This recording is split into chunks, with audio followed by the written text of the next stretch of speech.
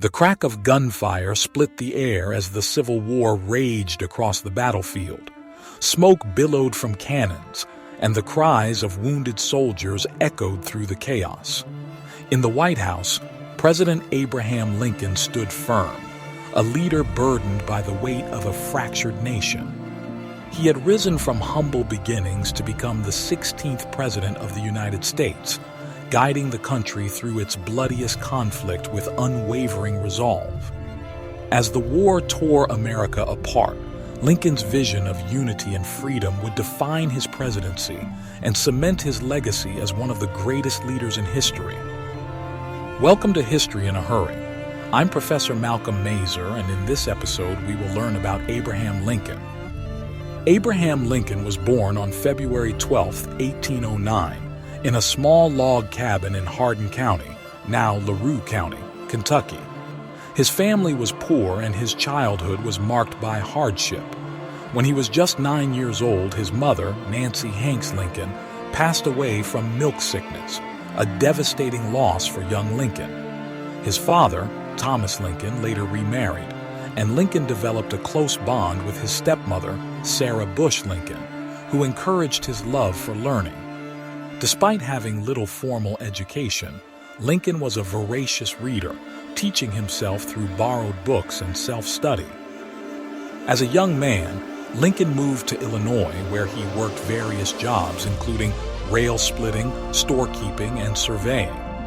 He eventually entered politics, winning a seat in the Illinois state legislature in 1834.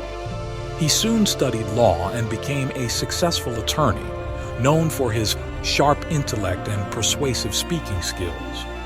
In 1842, he married Mary Todd, a well-educated woman from a prominent Kentucky family, and together they had 4 sons, though only one, Robert, would survive to adulthood.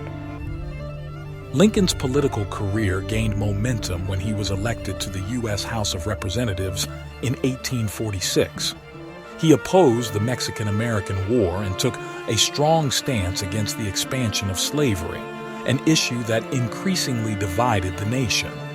After serving one term, he returned to Illinois and focused on his legal practice, but his deep opposition to slavery soon pulled him back into politics.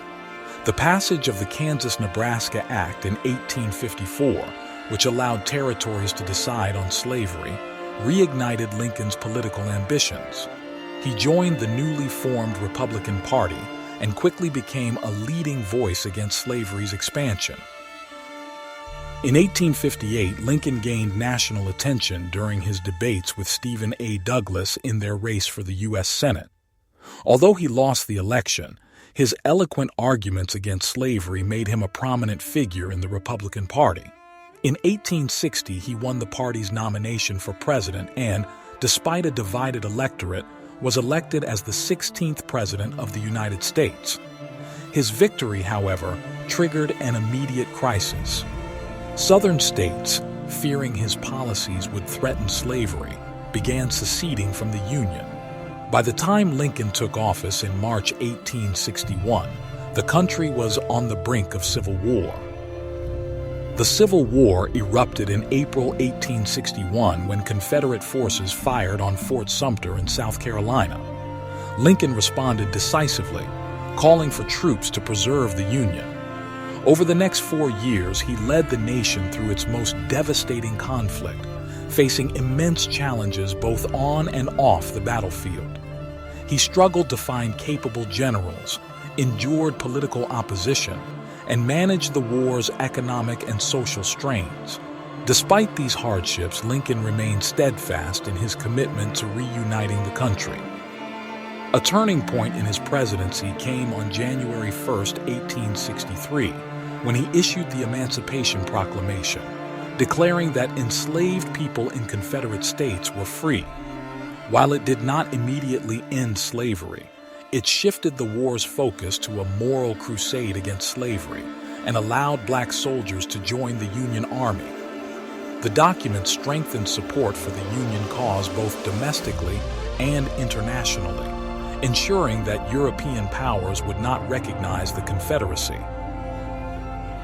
Lincoln's leadership was tested as the war dragged on, but key Union victories, including the Battle of Gettysburg in 1863 and General William Tecumseh Sherman's march through the South in 1864, signaled the beginning of the end for the Confederacy. In November 1864, Lincoln was re-elected, a testament to the nation's faith in his leadership. His second inaugural address, delivered in March 1865, called for healing and reconciliation, urging Americans to bind the nation's wounds with malice toward none, with charity for all. On April 9, 1865, the Civil War effectively ended when Confederate General Robert E. Lee surrendered to Union General Ulysses S. Grant at Appomattox Courthouse. Lincoln had succeeded in preserving the Union and ending slavery, but his work was tragically cut short. Just 5 days later, on April 14th, he attended a play at Ford's Theater in Washington, D.C. During the performance, Confederate sympathizer John Wilkes Booth slipped into Lincoln's private box and shot him in the head. Lincoln was carried across the street to a boarding house, where he died the next morning, April 15, 1865. Lincoln's assassination shocked the nation, and he was mourned as a martyr for liberty and unity. His legacy endured through the passage of the 13th Amendment, which abolished slavery in December 1865, and his vision of a unified free America continued to shape the country's future. His leadership during its darkest hours, his ability to communicate powerful ideas, and his unwavering commitment to justice made him one of the most revered figures in American history. Abraham Lincoln's life was one of perseverance, intellect, and unshakable moral conviction. From his humble beginnings to his tragic end, he embodied the ideals of democracy, equality, and national unity. His leadership during the Civil War preserved the United States, and his legacy remains a guiding force for future generations.